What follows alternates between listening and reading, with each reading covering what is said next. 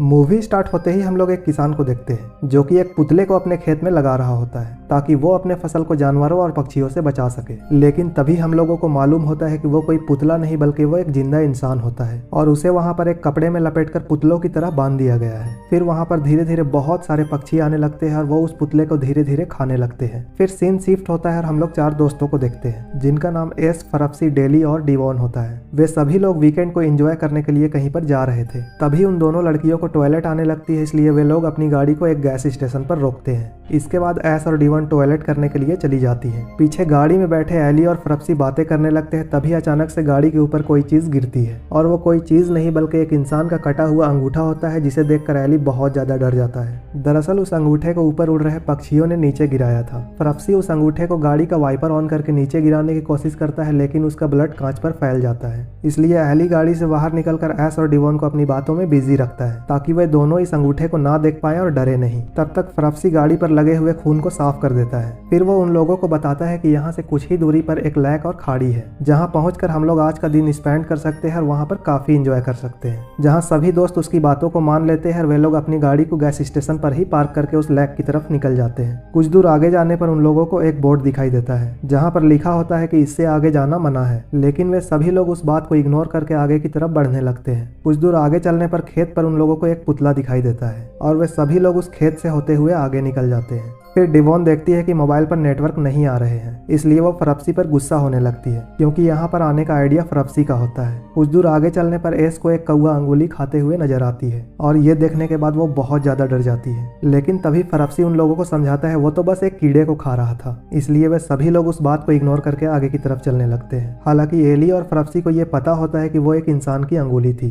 फिर उसी वक्त हम लोग एक आदमी को खेत पर भागते हुए देखते हैं जिसका मुंह कपड़े से ढका हुआ था। इसके बाद वो आदमी अपने मुंह पर लगे हुए कपड़े को हटाता है और जोर जोर से हेल्प के लिए चिल्लाता है, लेकिन तभी वहां पर एक फार्मर आ जाता है और उसे एक रस्सी से खींचकर नीचे गिरा देता है। इसके बाद वो किसान उस आदमी को जान से मार देता है। दूसरी तरफ वे चारों चलते चलते बहुत ज्यादा थक जाते हैं। तब फरप्सी अपने पॉकेट से एक वाइन कैन निकालकर उन लोगों को देता है। फिर वे दोनों उन लोगों को वहीं पर रुकने का कहकर आगे लेक देखने के लिए चले जाते हैं। तभी हम लोग देखते हैं कि एस और डिवॉन को झाड़ियों के पीछे से छुपकर कोई देख रहा होता है। ऊपर जाने पर फरप्सी देखता है कि एक बड़ा सा तालाब उनके सामने ही है। इसके बाद एस और डिवॉन भी उनके पास चली जाती है। अब वे सभी लोग उस तालाब को देखकर बहुत ज्यादा खुश होते हैं। फिर फरप्सी अपने कपड़े को उतारकर उस तालाब के अंदर चला जाता है। फिर एक एक करके वो दोनों लड़कियां भी उस तालाब में जाने लगती हैं। लेकिन एली अभी भी तालाब के बाहर ही खड़ा होता है क्योंकि उसे उन लोगों के साथ नहाने में शर्म आ रही थी। लेकिन उन लोगों के बार बार बुलाने के बाद एली भी उन लोगों के साथ नहाने के लिए चला जाता है। फिर वे सभी लोग मिलकर उस तालाब में बहुत ज्यादा एंजॉय करते हैं। कुछ देर नहाने के बाद वे सभी लोग तालाब से बाहर आकर अपने अपने कपड़े पहनते हैं। इसके बाद डिवॉन बोलती है कि मैं बहुत ज्यादा थक चुकी हूँ, इसलिए हम दोनों यहीं पर रुकते हैं और तुम लोग वापस जाकर गाड़ी को यहीं पर ले आओ।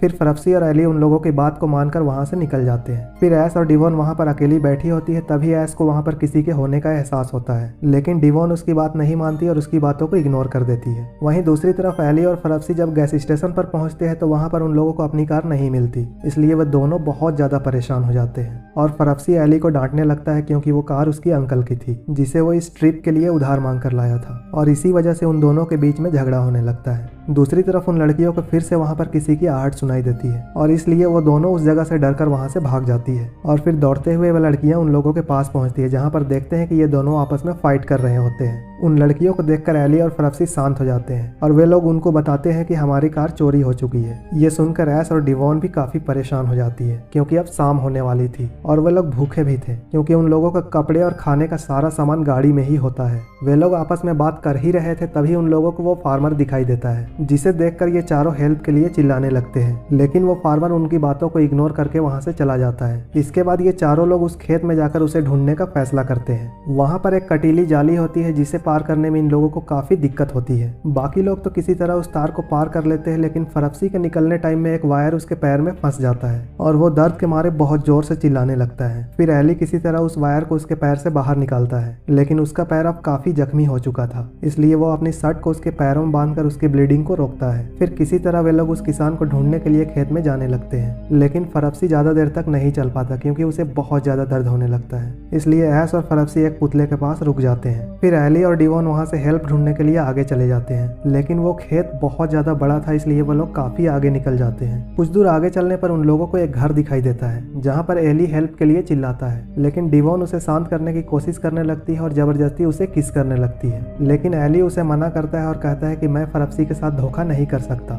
लेकिन डिवॉन उसकी बातों को नहीं मानती और उसके साथ जबरदस्ती करने लगती है। दूसरी तरफ फरप्सी का दर्द बहुत ज्यादा बढ़ने लगता है, इसलिए वो ऐश को कहता है कि मुझे एक सिगरेट पिला दो। वहीं दूसरी तरफ एली और डिवॉन एंजॉय कर रहे होते हैं, तभी एली को किसी की आवाज सुनाई देती है, इसलिए एली डिवॉन को रुकने के लिए कहता है और वो जैसे ही पीछे मुड़कर देखता है तो वो किसान उसे पीटकर बेहोश कर देता है। उसे देखकर डिवॉन बहुत ज्यादा डर जाती है और फिर वो वहां से भागने की कोशिश करने लगती है, लेकिन तभी वो फार्मर उसे भी पीटकर बेहोश कर देता है। इसके बाद वो फार्मर उन दोनों को वहां से घसीटते हुए लेकर चला जाता है। दूसरी तरफ उन लोगों को इंतजार करते हुए काफी टाइम हो जाता है और वहां पर रात भी हो जाती है। तभी ऐश नोटिस करती है कि वहां पर लगे हुए पुतले में कुछ मूवमेंट हो रहा है। तभी फरप्सी उससे कहता है कि मुझे फ्रेश होना है। फिर ऐश उसे उठाकर फसलों के बीच में ले जाती है। दूसरी तरफ हम लोग वो किसान को देखते हैं जहाँ पर वो डिवॉन को अपने घर ले जाता है, जहाँ पर हम लोग देखते हैं कि उसके घर में पहले से ही बहुत सारे लोग बंधे हुए थे। इसके बाद वो डिवॉन को भी वहाँ पर बांध देता है, लेकिन तभी डिवॉन को होश आ जाता है और वो चिल्लाने लगती है। उसके चिल्लाने से वो किसान बहुत ज्यादा परेशान हो जाता है, इसलिए उसके मुंह को एक धागे से सिल देता है। दूसरी तरफ फरप्सी फ्रेश होने में काफी टाइम लेने लगता है। इसी बीच ऐश उस पुतले को देखने लगती है। फिर ऐश देखती है कि उसमें से कुछ कीड़े जैसी चीज बाहर निकल रहे होते हैं और इसलिए वो बहुत ज्यादा डर जाती है। इसके बाद वो फरप्सी को आवाज लगाती है और थोड़ा जल्दी करने के लिए कहती है। दूसरी तरफ वो फार्मर एली को भी उस घर में ले आता है और उसे होश में लाने के लिए डिवॉन काफी जोर जोर से चिल्लाने लगती है। उसके चिल्लाने से उस फार्मर को बहुत ज्यादा गुस्सा आने लगता है। फिर वो डिवॉन को एक इंजेक्शन देकर उसे बेहोश कर देता है। इसके बाद वो फार्मर वहां से एक मास्क को उठाता है और वो डिवॉन को उस मास्क को पहनाकर वहां से चला जाता है। दूसरी तरफ ऐश फरप्सी को आवाज लगाती है, लेकिन फरप्सी उसकी बातों का जवाब नहीं देता, इसलिए ऐश डरने लगती है। तभी अचानक पीछे से उसे कोई पकड़ लेता है। वो आदमी उसे चुप कराने की कोशिश करता है और बताता है कि तुम लोगों ने यहाँ पर आकर बहुत बड़ी गलती की है। फिर वो आदमी ऐश को अपने साथ चलने के लिए कहता है और वे दोनों उस घर की तरफ जाने लगते हैं। वो आदमी ऐश को घर में ले जाता है और उसे बताता है तुम लोगों को यहाँ पर जितने भी पुतले दिखाई दे रहे हैं, असल में वो पुतले नहीं, उनके अंदर एक जिंदा इंसान है और ये सब मेरे डैड करते हैं, क्योंकि मेरे मॉम के डेथ के बाद उन्हें बहुत बड़ा सदमा लगा था और जिसके बाद वे यहाँ पर आने वाले किसी भी इंसान को नहीं छोड़ते। वे दोनों आपस में बात कर ही रहे होते हैं, तभी बाहर से कोई दरवाजा खटखटाने लगता है। वो आदमी ऐश को छिपने के लिए कहता है क्योंकि बाहर उसका डैड होता है जो कि वहाँ पर फरप्सी को लेकर आया था। फिर वो दोनों फरप्सी को बांधने लगते हैं। वो किसान एली की बॉडी को एक क्रॉस में बांधकर उसके हाथ में कीले ठोक देता है और ये सब सीन वहाँ पर छिपी हुई ऐश से नहीं देखा जाता और इसलिए वो वहाँ से बाहर निकलकर उसे रोकने लगती है, लेकिन वो किसान उसे पीटकर बेहोश कर देता है। फिर वो दोनों बाप बेटे एली को बाहर ले जाकर उसका भी पुतला बना देते हैं। वहीं जब ऐश को होश आता है तो वो अपने आप को बंधा हुआ पाती है। फिर उसके पास उस किसान का बेटा आता है जो उसे वहाँ से खोलकर बाहर ले आता है और फिर उसे एक टॉर्च देते हुए कहता है कि तुम जिस रास्ते से आई थी उसी रास्ते से वापस चले जाना। लेकिन ठीक उसी वक्त वो फार्मर भी वहाँ पर पहुँच जाता है। फिर वो लड़का अपने पिता पर ही चाकू तानकर ऐश को वहाँ से बाहर निकाल देता है। ऐश के जाने के बाद वो लड़का अपने पिता से माफी मांगने लगता है, लेकिन तभी वो फार्मर उस चाकू से अपने बेटे को ही मार देता है। वहीं दूसरी तरफ ऐश भागते हुए खेत में पहुंच जाती है, लेकिन अभी तक उसे बाहर जाने का कोई भी रास्ता नहीं मिलता।